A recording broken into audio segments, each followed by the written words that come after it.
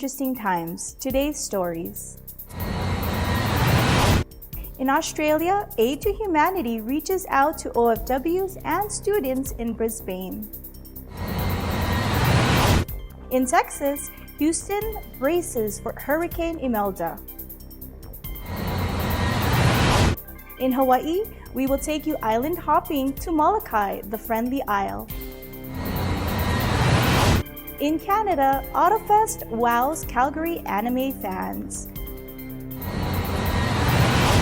Plus, EBC Sports in Florida, Spartan Race launches its first city series in Kissimmee. And in Washington State, we will find out what motivates obstacle course racers. This is Eagle News Weekend Edition, broadcasting from Las Vegas, bringing you stories from around the globe. I am Lonnie Valdecantos.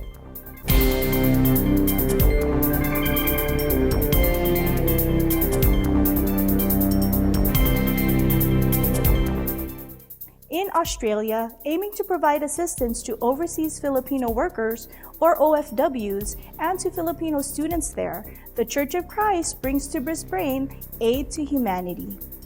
Eagle News correspondent Raylene Rose Javier reports. The members of the Iglesia Ni Cristo, or Church of Christ, continues to reach out to society in another milestone event, the Aid to Humanity, being held today in Metro Brisbane, Australia.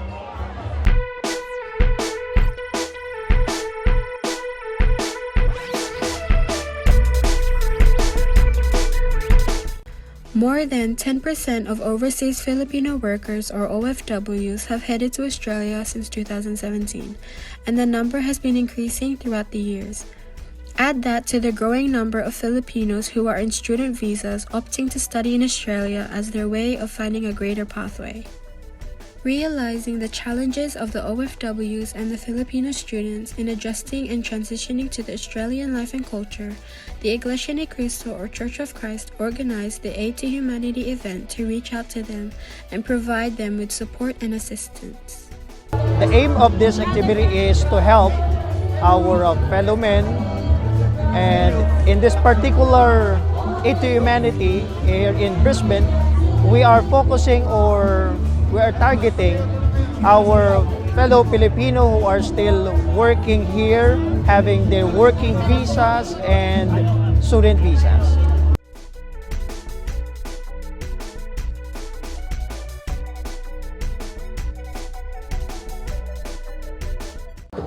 Reporting from Brisbane, Australia, this is Raylene Rose Javier, and I am 1 with 25. Thanks, Raylene Rose.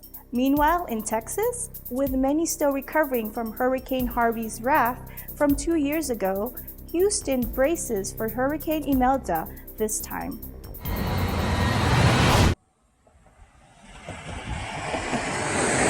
Houston is the fourth largest city in the United States, and today the city braces itself for the tropical storm Imelda. While devastation similar to 2017's Hurricane Harvey is not expected, forecasts predict 8 to 12 inches of rain through Friday. Galveston and some Houston schools have canceled classes, and Houston's police chief warns about the flooding hazard and advises residents to avoid unnecessary travel. As for Texas weather, it's very unpredictable. One day it is hot and sunny, and the next day it's freezing cold. Same thing, it's sunny, and then like 30 minutes or 5 minutes later it can be raining on the other side of the street.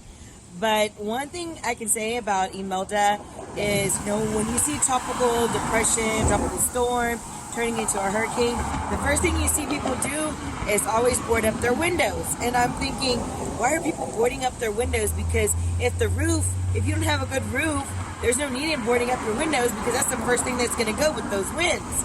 So I always tell everyone, make sure that your roof is not leaking, and you have a really good roof on your house.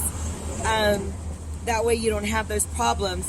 Windows can always be replaced, if they break out, but I've never seen windows breaking out because of a hurricane unless a tree has gone in it. But the roof, you always see. There's always roof damage, shingles flying everywhere. So I think that's real important when you're doing anything when it comes to a storm, is always making sure wherever you live, whether it's an apartment complex or whether it's a house, that you always make sure that the roof is nice, secure, and not leaking. Stay tuned to Eagle News for further updates on Tropical Storm Imelda. Reporting from Houston, Texas, I'm Janie Rahel for Eagle News Always One with 25. Here in Houston, Texas, Tropical Storm Imelda continues to cause flooding in urban areas. Residents are advised by authorities to stay in shelter and avoid unnecessary travel. Governor Greg Abbott declared a state of disaster in southeast Texas counties impacted by widespread flooding due to Tropical Storm Imelda. The declaration gives local officials authority to access any state resources they may need in order to respond to the storm. Meteorologist Jeff Lindner with Harris County reports life-threatening flash flood events in progress over the Houston metro. He warns citizens to avoid travel and that people are safest where they are currently located. If a vehicle is stalled in water, get out of the vehicle immediately. Only use 911 for emergencies. If you do travel, be aware of high water and always remember, turn around, don't drown.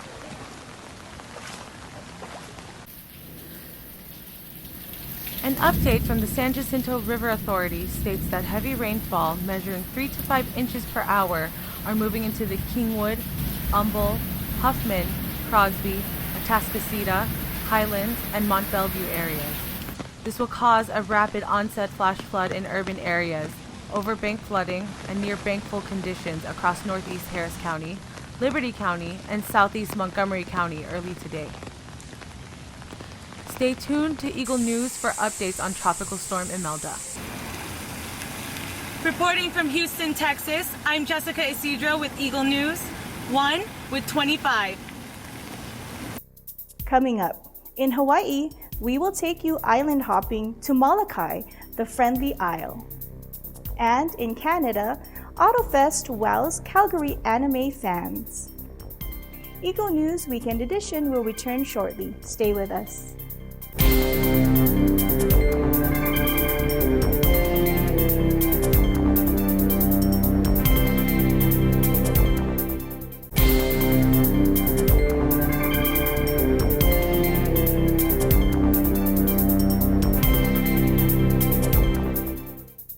Welcome back. You are watching Eagle News Weekend Edition.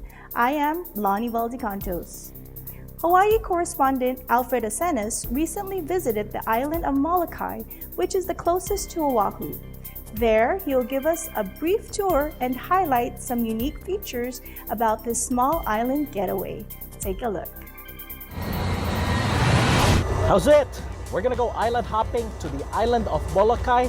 Right now we're here in an aircraft called a Cessna. It's a propeller aircraft and it's a very short trip, about half an hour. So strap for your seatbelts, get ready for this trip. Here we go.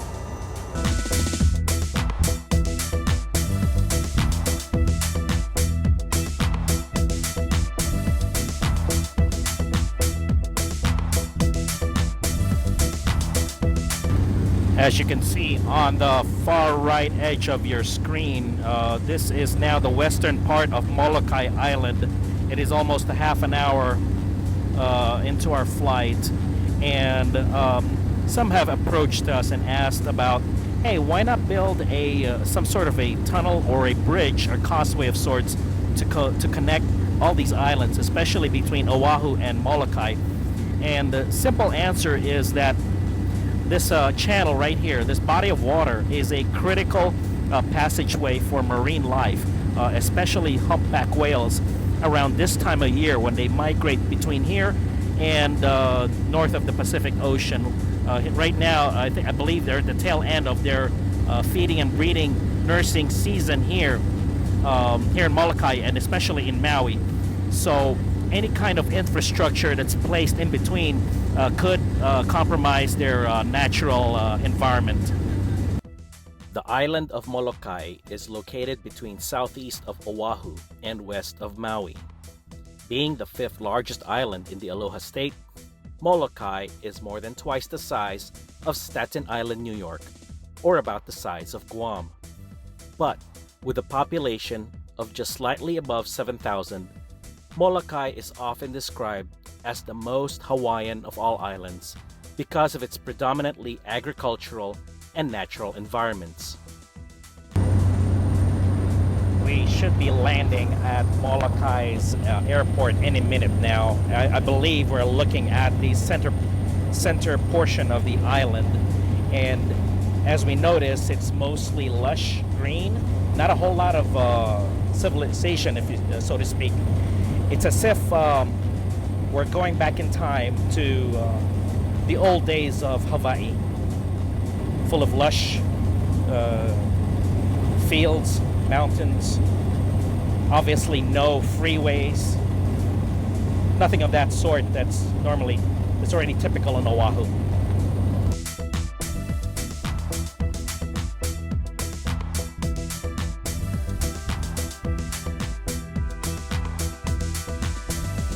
Molokai is a friendly isle, and people are really very nice when you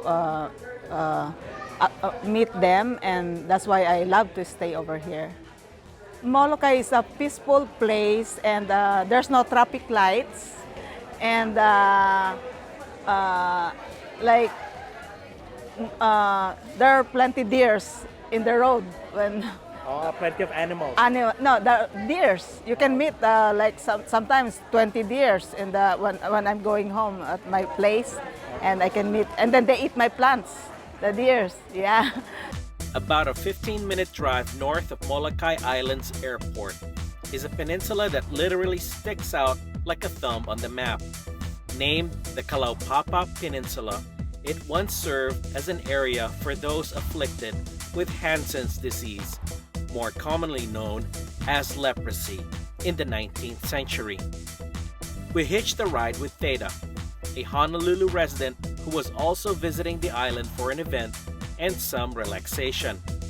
The best thing about Molokai is, it's a good time for you and your family to just plan for a weekend trip here, relax, just kind of really take your time and just drive around and see the beautiful spots here. We're gonna head out to a famous lookout here on Molokai called Kalaupapa. Let's check it out.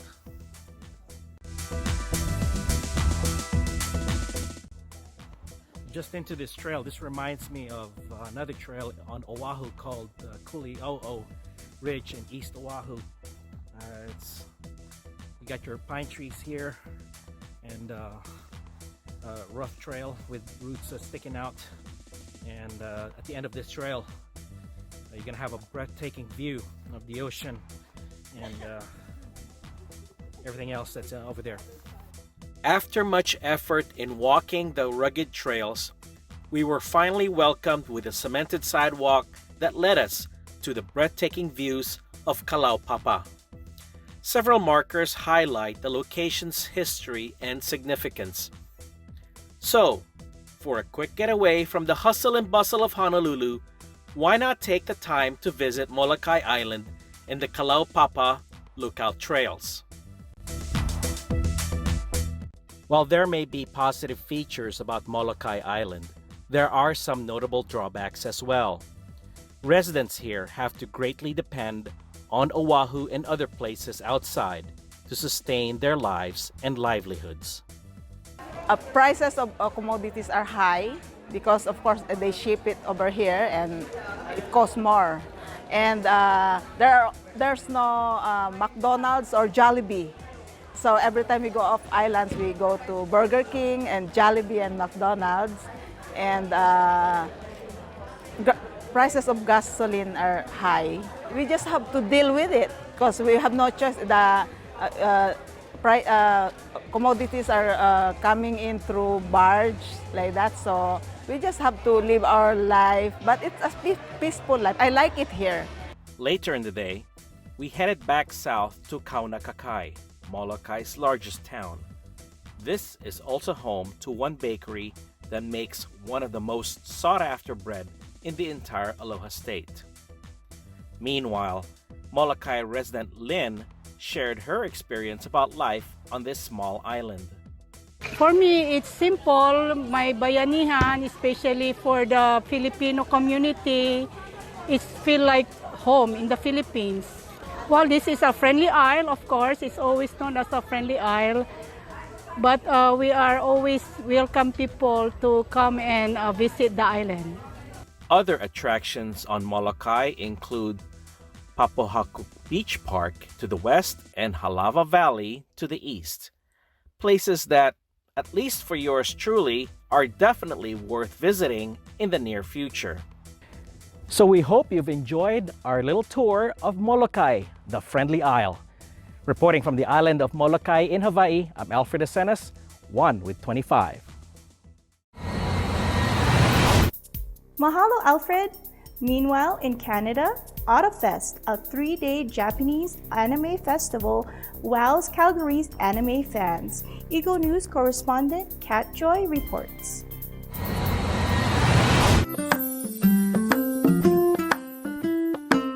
From its humble beginnings as a dedicated otaku club at the University of Calgary 2 decades ago, Odafest has evolved into a major festival event in Calgary.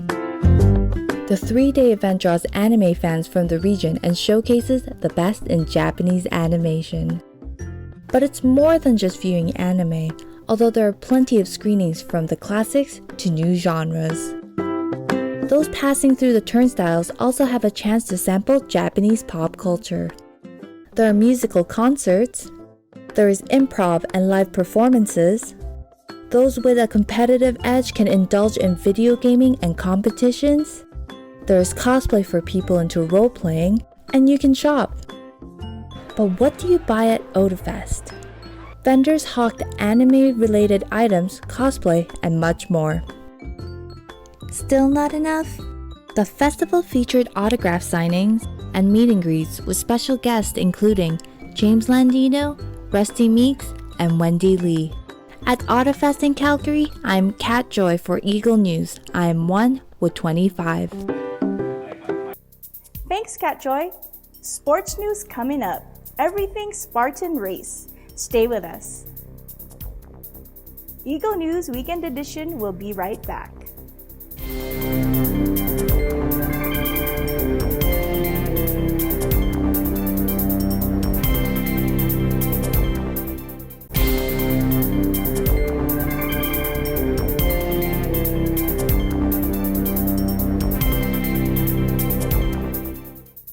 Welcome back. This is Eagle News Weekend Edition. I am Lonnie Valdecantos.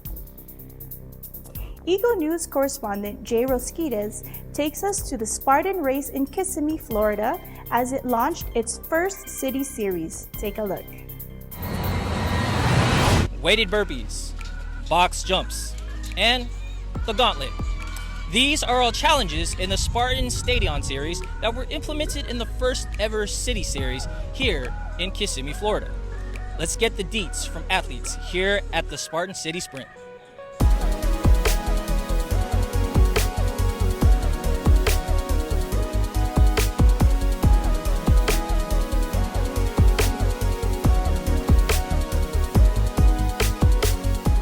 In an effort to break more city barriers, the Spartan Race continues its evolution of elite obstacle course racing. This year launched the first ever urban style series where contestants would experience running on pavements and natural terrain. So this is the first of our urban series events, which is, trying to get people out from the communities. You don't necessarily need to bring your cars. You can just come out if you're local and whatnot. It's a very flat terrain race. We're using our stadium series event, which is a smaller trailer series. But the goal has always been to get people off the couch and to make people more active. Just trying to find different ways to really bring people into that, to make it more exciting, and finding different ways to keep people excited about it at the same time. With the Spartan Race being a world-class product, runners from different walks of life became motivated after their first race. This race attracted me really quick. Since the first race that I did, it was a super. Since that race, I was like, this is my thing. So if you haven't tried it, do your first one and trust me, you're gonna be addicted to this thing. This is the best thing ever. That's what I can tell you right now. Whether they were seasoned or beginners, running solo or as a team, the Spartan Race gave them an extra push in the right direction. I like seeing all the people of like different ages and different fitness levels being able to do the same things that I do, so it kind of motivates me to be able to do that as well. I've been working out my life, so I was like, what better way to do something than try something out like this? So I've been doing it now. I'm on my third trifecta. And it looked fun, so I'm here to support him. Signing off from the Osceola Heritage Park here in Kissimmee, Florida, I'm Jay Rosquitas, always one with 25. Thanks, Jay. Talking about Spartan races, in Washington State, let's find out what motivates these obstacle course racers into braving this challenging yet very fulfilling sport. Let's hear it from Frendel Fajarin and Michael Hudson. Here in Washington State, we're always looking for new and fun ways to enjoy the outdoors. We found one activity that you may remember doing as a child: obstacle course races. Now, the concept is still the same, but a lot more challenging than what you remember. These OCRs have been popping up all across the country. Obstacle course racing is a sport where participants traverse different obstacles and complete various physical tasks to finish a race. For our first venture into this, we decided to do the Spartan Run. At the start, you'll see groups of friends and teams as well as individuals all eager to test their strengths. This is my first time. I'm actually pretty excited. Yeah. In the beginning, my knees were shaking, my hands were shaking, but just knowing that my son's here, my friends, and everybody's so supportive. And some, not so eager. I didn't want to do it, actually. My friend goes, "Oh, you can do it, Zara." And I'm like, on a scale of 1 to 10, how hard is it? He said, a 7. And I said, okay, sign me up. And then I started watching videos of what did I get myself into? But once the race started, there's no turning back. This course consists of various obstacles such as monkey bars, Hercules hoists, javelin throws, as well as many other obstructions to test your might and resolve. And you're in the mud a lot. A lot. While slugging through the course is grueling, straining, and goofy, You know, it's just for fun. You know, you have these regular racers, regular competitors. I just thought it'd be uplifting. Just, okay, you see a hot dog running down the course. you can't doubt the fun and accomplishments you get out there, as well as strengthening friendships and making new ones as well. You get people cheering you on the other side and they're just waiting for you, and all of them are super excited for you to finish, so it just feels that much more awesome when you're done. I think if you stick with your comfort zone, you know, you never really see what you're made of, and then, you know, when you meet new people and they inspire you, it's that much more rewarding. There was a few people that came the second round that, you know, because I was a little behind, and they were actually pushing me, and they're like, you could do it just one step at a time.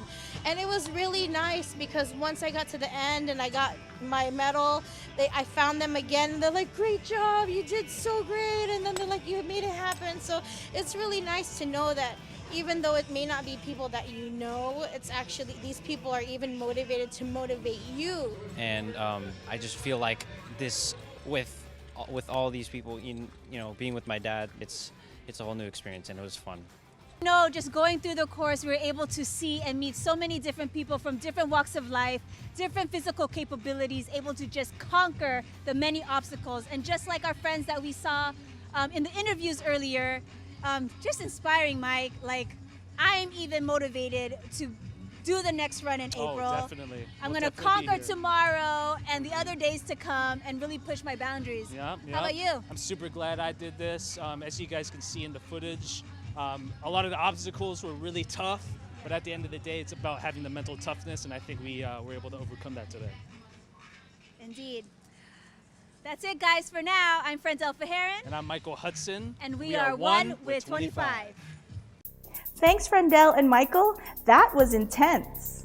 That is this week's Eagle News Weekend Edition. Join us next week for stories from our bureaus across the nation and around the globe.